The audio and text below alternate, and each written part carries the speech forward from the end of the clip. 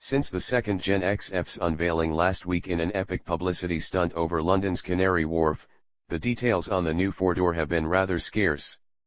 That changes now, with the Jaguar revealing just about everything we could hope to know, aside from the price and fuel economy.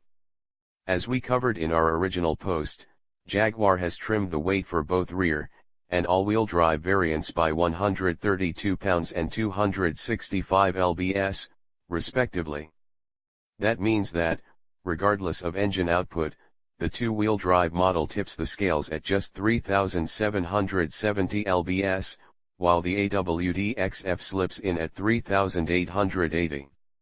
This was mainly done by way of aluminum construction. The 13th element constitutes 75% of the XF's structure, although ultra-high-strength steel also plays a role. Jag claims these elements not only reduce weight, which is almost perfectly distributed, with a near 50-50 ratio, but increases torsional rigidity by 28%.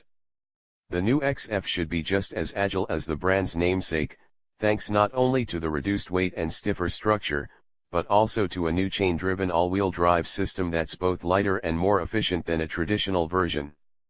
Impressive though that may be, the brand's intelligent driveline dynamics system is the standout here.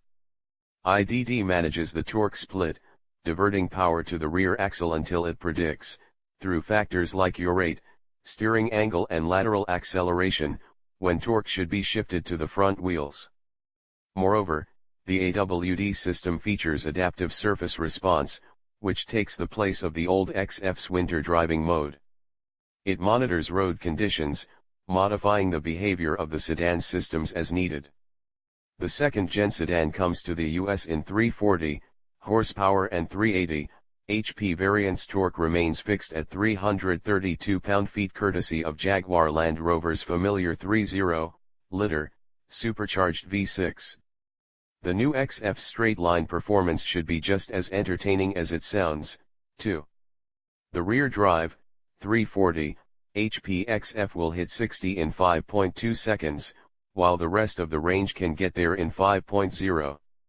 That marks a significant reduction compared to the first-gen V6 models, which used their 340 HP to sprint to 60 in a more leisurely 5.7 to 6.1 seconds. Regardless of output, the rear-drive XF will outrun both the BMW 535i and Mercedes-Benz E350. We're still waiting on performance figures for the 329 HP E400, so Jag's RWD dominance may not last, which take 5.5 seconds and 6.5 seconds, respectively. With the all-wheel drive variant, meanwhile, the XF again bests BMW and Mercedes, while also toppling the mighty Audi A630T, by a tenth. This was made possible not only due to the reduced weight, but through some fettling in the standard 8-speed automatic. While the individual ratios are carried over from the last generation model, Jag noticeably shortened the final drive ratio, moving it from 2.56:1 to 3.23:1. Of course, it's still unclear what impact the gearbox tweaks will have on the as yet unpublished fuel economy figures. Jaguar wasn't able to provide official fuel economy numbers, although engineers seem confident that the 2016 kitty will improve upon last year's car. Finally, Jag paid significant attention to the XF's in-car telematics and infotainment, introducing a new, optional version of its in-control system, introducing In-Control Touch Pro. With the help of a heaping 10.2-inch touchscreen display, In-Control features a number of cutting-edge features. Drivers can take advantage of gesture controls, not unlike what's found on an iPad, to manipulate the system. There are plenty of apps to choose from, not to mention voice controls that Jaguar's head of connected car tech, Peter Verk, expects to be among the best in the industry, delivering the long-promised but seldom delivered upon ability to recognize a human's native speech. We can't wait to try it. In fact, we can't wait to try the XF in general.